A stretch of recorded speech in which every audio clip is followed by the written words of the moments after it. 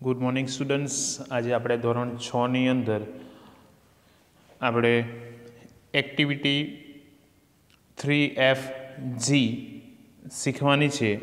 ત્યારબાદ આપણે એક્ટિવિટી 4ને પણ શીખવાના છે અને એક્ટિવિટી 5 આપણે શીખવાના છે. તો આજે આપણે આ ત્રણ જે છે એક્ટિવિટીઓને આજે આપણે શીખશું અને ત્યારબાદ આપણે આવતીકાલથી પાછળના યુનિટના લેસન પણ આપણે શીખશું. તો જોઈએ, અને આજનું આ હોમવર્ક FG એક્ટિવિટી 4 એક્ટિવિટી 5, તો આનું હોમવર્ક જે છે એ તમારે તમારી ટેક્સ્ટ બુકમાં જ કરવાનું રહેશે. એટલે દરેક વિદ્યાર્થીને આ સૂચનાનું ધ્યાન રાખવાનું રહેશે. તો ચાલો આપણે જે છે કે આ એક્ટિવિટી શીખીએ. ચાલો, તો work in groups. Discuss what will you not do. You can write it in Gujarati. Present your views to the class. તો અહીં આપણે જે છે કે કેટલાક આપણા વિચારોને અહીં રજૂ કરવાના છે. You are in a principal. જો તમે એક આચાર્ય હોવ તો તમે શું કરી શકો. ત્યારબાદ you want to stay fit and healthy. તો તમે તંદુરસ્ત અને જે હેલ્ધી કેવી રીતે રહી શકો છો, તો એના માટેની વાત અહીં તમારા વિચારોને રજૂ કરવાના છે. You have annual examination next week. જો તમારે સ્કૂલની અંદર વાર્ષિક પરીક્ષા આવતા અઠવાડિયે હોય તો તમે શું કરશો. તો આપણે અહીં જોઈએ. સૌપ્રથમ you are in a principal, કે તમે પ્રિન્સિપાલ હોવ તો શું કરશો. તો I will not have uniform for students, કે હું વિદ્યાર્થીઓ માટે ગણવેશ રાખીશ નહીં. I will not scold them or punish them, કે હું તેમને સજા કે દંડ કરીશ નહીં. I will not give them homework, હું તેમને ગૃહ કાર્ય આપીશ નહીં. I will not have exam, હું પરીક્ષા પણ રાખીશ નહીં. તો તમે પણ આવી રીતના તમારા વિચારોને રજૂ કરી શકો છો. You want to stay fit and healthy. તો તમે તંદુરસ્ત રહેવા માટે શું કરશો. I will not be a lazy, હું આળસુ બનીશ નહીં. I will not get up late, હું મોડો ઉઠીશ નહીં. I will not eat junk food or fast food, કે હું જંક ફૂડ કે ફાસ્ટ ફૂડ પણ ખાઈશ નહીં. ત્યારબાદ I will not drink cold drinks, કે હું જે ઠંડા પીણા પણ પીઈશ નહીં. ત્યારબાદ you have annual examination next week, કે તમારી સ્કૂલની અંદર આવતા અઠવાડિયે પરીક્ષા હશે તો તમે શું કરશો. I will not sleep late, હું મોડો ઊંઘીશ નહીં. I will not be a lazy, હું આળસુ બનીશ નહીં. I will not waste my time, હું મારો સમયને બરબાદ કરીશ નહીં. ચાલો, તો હવે એના પછીની આપણે એક્ટિવિટી G અહીં આપેલ છે. Talk with this person and fill their details in the table. તો જે છે કે તમારી ટેક્સ્ટ બુકમાં આ તમને ખાલી ખાના આપેલા હશે, તો એને આપણે ભરવાના છે. તો અહીંયા જુઓ, યોર ફેવરેટ ટીચર. તો તમારા મનપસંદ શિક્ષક કોણ છે. તો તમારે જે પણ હોય એનું નામ તમે અહીંયા લખી શકો છો. અહીં મેં એક્ઝામ્પલ તરીકે બધા નામ લખેલા છે, પણ જો તમારા ધ્યાનમાં આવા નામ હોય, જો તમારે, તો એ નામ તમે અહીં દર્શાવી શકો છો. તો યોર ફેવરેટ ટીચર, તો મિસિસ જોશી. એજ્યુકેશન, તો એમની લાયકાત કેટલી છે. તો BA MA BEd. Subject of interest, તો એમના મનગમતા વિષયો કયા છે. તો સંસ્કૃત એન્ડ પેઇન્ટિંગ, એટલે કે સંસ્કૃત અને જે છે કે પેઇન્ટિંગ એમનો મનપસંદ વિષય છે. એન ઓટો ડ્રાઈવર, તો ઓટો ડ્રાઈવર કોણ છે. ભરતભાઈ. એજ્યુકેશન એટલે એમની લાયકાત SSC. સબ્જેક્ટ ઓફ ઇન્ટરેસ્ટ, તો એમના મનગમતા વિષયો મ્યુઝિક એન્ડ સ્વિમિંગ, કે એમને તરવાનું અને સંગીતના જે છે કે વિષયો ખૂબ પસંદ છે. અ ડૉક્ટર એટ ધ, એટલે ડૉક્ટર, તો ડૉક્ટર કોણ છે. તો ડૉક્ટર રામ થક્કર. તો એમનું એજ્યુકેશન MBBS એ એમની લાયકાત છે. સબ્જેક્ટ ઓફ ઇન્ટરેસ્ટ, તો એમના મનપસંદ વિષયો કયા છે. Music, reading and football. તો એમને સંગીત અને વાંચવાનું અને ફૂટબોલ રમવાનું પસંદ છે. અ શોપકીપર, તો દુકાનદારની અંદર આપણે જે છે કે સુરેશભાઈ, તો એમનું એજ્યુકેશન, તો એમની લાયકાત તો BCom. Subject of interest reading and cricket, તો અમને વાંચવાનું અને ક્રિકેટ રમવાનું પસંદ છે. ત્યારબાદ તલાતી, તો એમનું નામ છે જયરામભાઈ, એજ્યુકેશન HSC.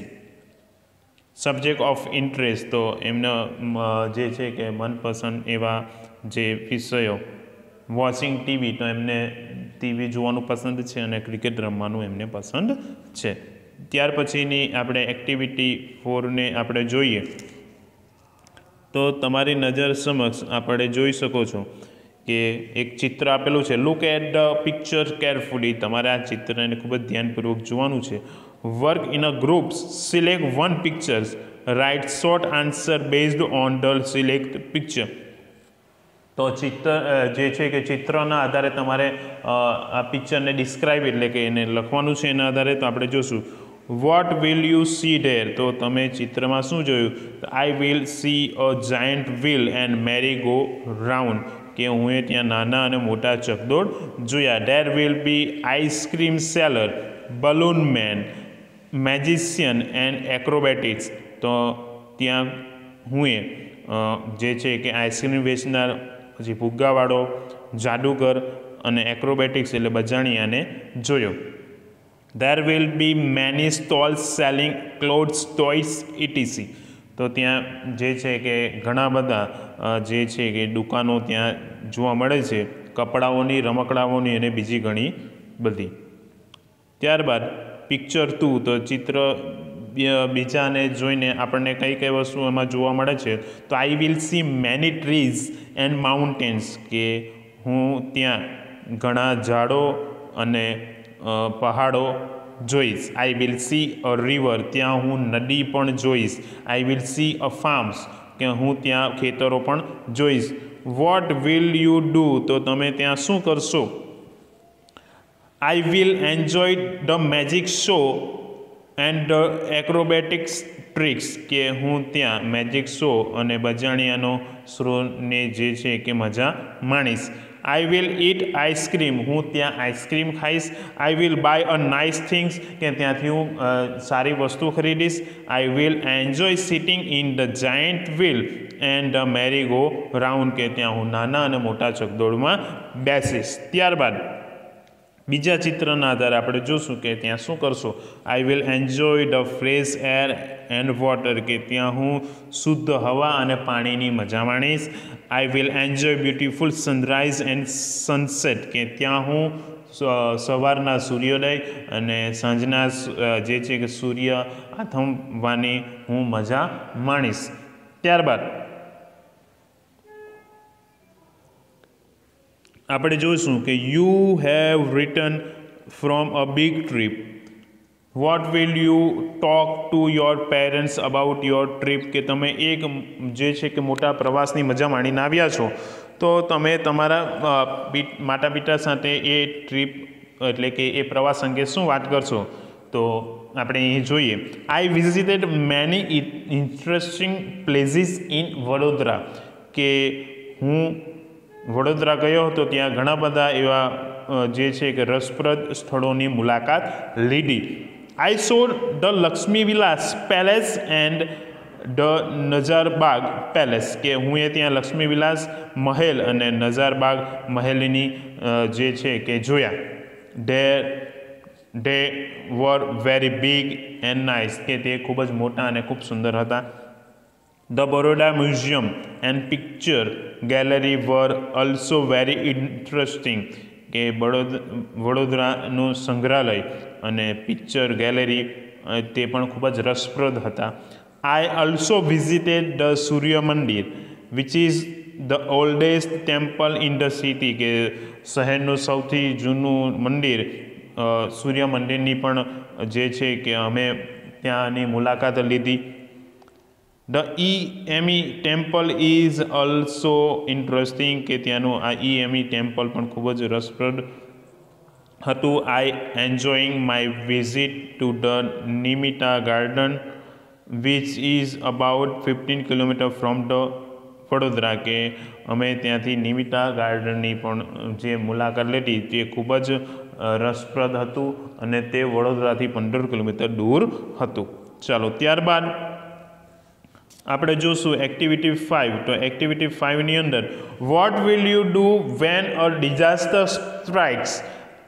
તમારા એક મિત્ર ફાયર, કટોરો, બીજો મિત્ર અર્થક્વેક, ત્રીજો મિત્ર ફ્લડ કટોરો લઈ તમારા પાસે આવશે અને નીચે આપેલા વાક્યોની પટ્ટીઓ બનાવી તૈયાર રાખો અને તમારા મિત્રના કટોરાના અનુરૂપ વાક્યની પટ્ટી કટોરામાં મૂકવી.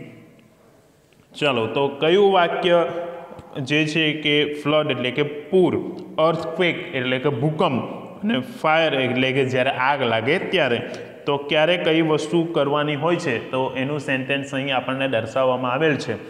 Run in to a open garden, કે આપણે ખુલ્લા મેદાનમાં દોડીએ છીએ તો ક્યારે દોડીએ છીએ તો અર્થક્વેક એટલે કે જ્યારે ભૂકંપ આવે ત્યારે આપણે દોડીએ છીએ. Climb up on trees or on roofs or the higher areas, કે ક્યારે આપણે ઊંચા ઝાડ કે ઊંચા છાપરા ઉપર કે ઊંચા વિસ્તારમાં ચડીએ છીએ તો એ આગ લાગી હોય ત્યારે પણ, પૂર આવ્યા હોય ત્યારે પણ અને ભૂકંપ આવ્યો હોય ત્યારે પણ. ત્યારબાદ take care of children and elders, કે આપણે ક્યારે બાળકોને જે છે કે ધ્યાન રાખવું જોઈએ, કાળજી રાખવી જોઈએ તો એ 3 ઘટના હોય ત્યારે, એટલે કે fire, earthquake and flood. Throw water, dry send or dry dust, તો એટલે કે પાણી ક્યારે, એટલે કે પાણી નાખવું, પછી રેતી એટલે કે સૂકી જે છે કે રેતી નાખવી, પછી સૂકી ધૂળ નાખવી, તો એ ક્યારે નાખવામાં આવે છે તો એ આગ લાગે ત્યારે. Do not stand under trees or electric poles, કે ક્યારે પણ જે છે કે ઝાડની નીચે અથવા ઇલેક્ટ્રિક પોલ્સની નીચે ઊભા રહેવું જોઈએ નહીં. તો એ ક્યારે તો અર્થક્વેક એટલે કે જ્યારે ભૂકંપ આવે ત્યારે આપણે ત્યાં ઊભા રહેવું જોઈએ નહીં. ત્યારબાદ કોલ ધ ફાયર બ્રિગેડ, કે આપણે ફાયર બ્રિગેડને ક્યારે બોલાવીએ છીએ જ્યારે આગ લાગે ત્યારે બોલાવીએ છીએ, એટલે કે fire. Do not use stairs, તો આપણે જે છે કે ક્યાં રોકાવું જોઈએ નહીં તો એ અર્થક્વેક અને ફાયર જ્યારે આપણે જે છે કે ક્યારે પણ યુઝ સ્ટેરનો ઉપયોગ કરવો જોઈએ નહીં. સ્વિચ ઓફ ધ ઇલેક્ટ્રિસિટી, તો આપણે જે છે કે વીજળી બંધ કરી દેવી જોઈએ તો ક્યારે તો અર્થક્વેક, ફાયર એન્ડ ફ્લડ, કે આપણે ભૂકંપ, આગ લાગે ત્યારે અને પૂર આવે ત્યારે આપણે જે છે કે લાઇટ બંધ કરી દેવી જોઈએ. તો આપણે અહીં ખૂબ સુંદર મજાની વાતો કરી ગયા. તો હવે પછી આપણે આવતા લેક્ચરમાં હવે પછીની આપણે વાત કરશું. અસ્તુ, જય હિન્દ.